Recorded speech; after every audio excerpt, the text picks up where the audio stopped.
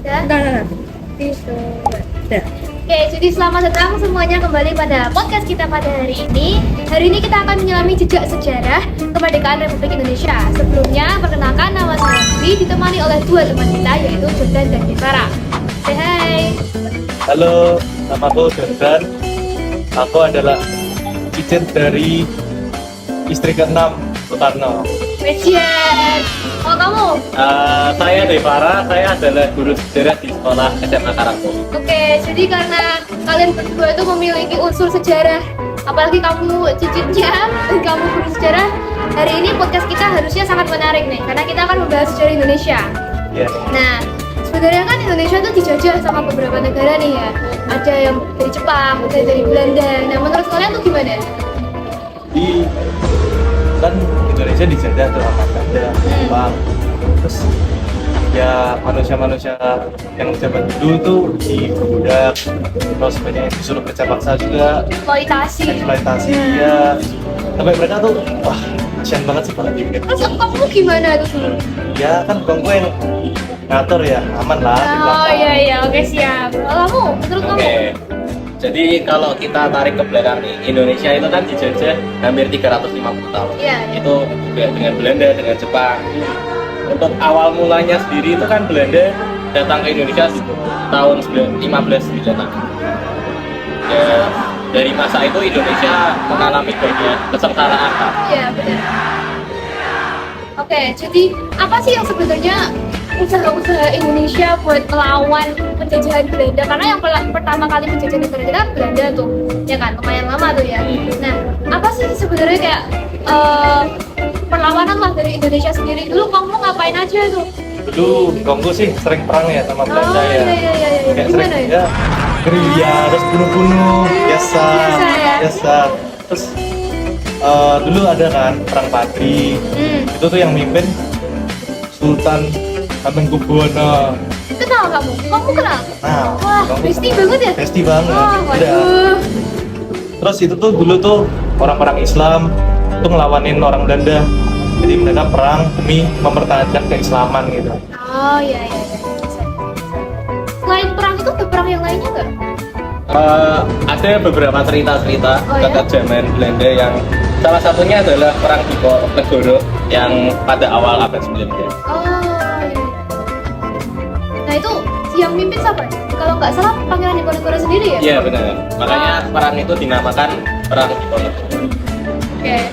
Nah sebenarnya perang Diponegoro itu kan ya salah satu perlawanan dari penjajahan Belanda nih ya, karena Indonesia sendiri kan pas itu belum merdeka dan mereka kan sangat bingung dan mereka menunjukkan cerita keberanian mereka, keteguhan hati mereka, para pejuang seperti Pangeran Diponegoro sendiri tuh menginspirasi kita semua ya kan.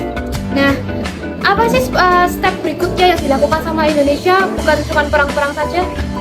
Habis perang-perang sih Indonesia mulai mempersiapkan untuk proklamasi Kemerdekaan ya? ya. Iya. Biar Indonesia bisa nggak dijajah lagi.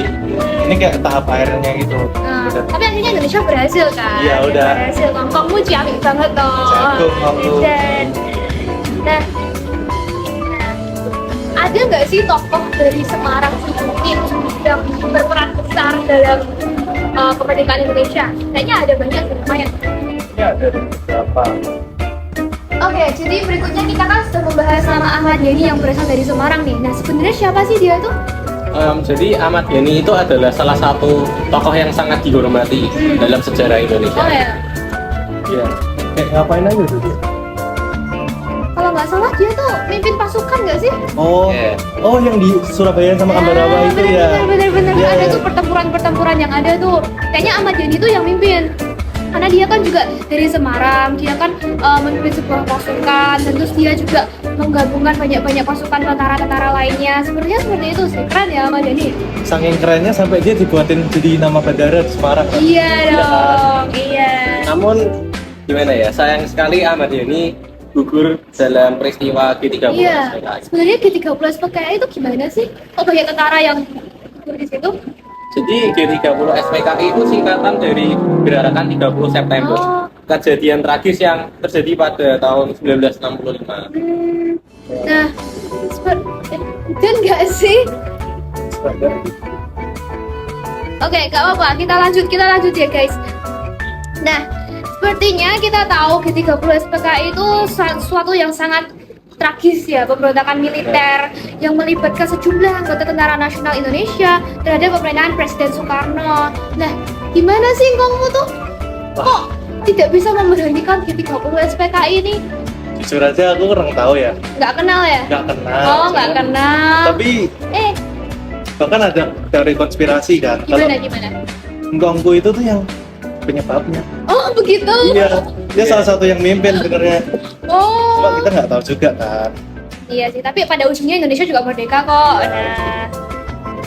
Nah, sepertinya kita akan nge-cut karena pada occasion hari ini hujan. Yuk kita pindah ke dalam aja, Cuk. Oke pemirsa, jadi pada kali ini kita cut dulu karena ternyata cuaca tidak mendukung. Jadi kita terpaksa harus pindah ke dalam area dalam. Nah, dari sampai mana kita tadi?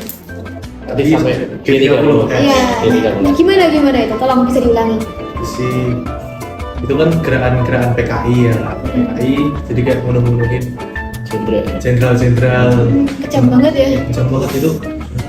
Jadi mereka itu sebelum dimasukkan yang kita sebut lubang buaya itu, mereka ditembak dulu.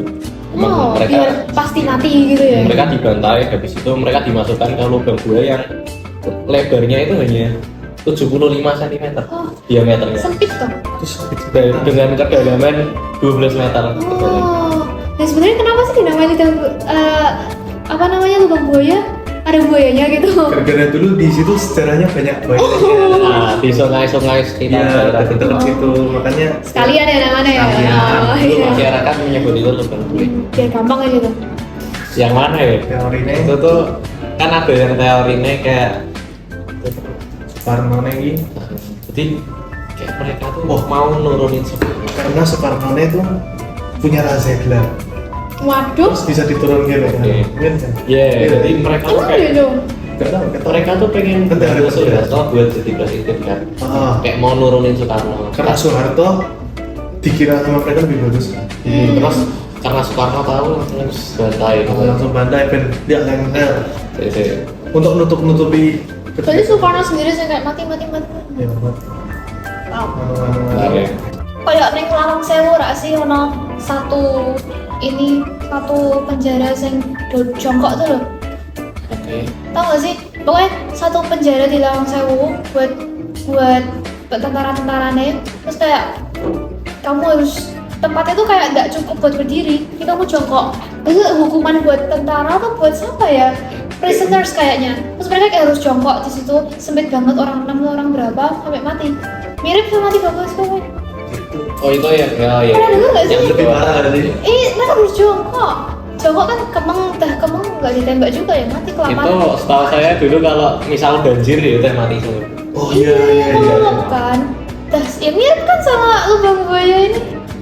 Bisa Iya, kan? cuma bedanya mungkin kalau yang lubang buaya ini Ini udah ditembak. tentara.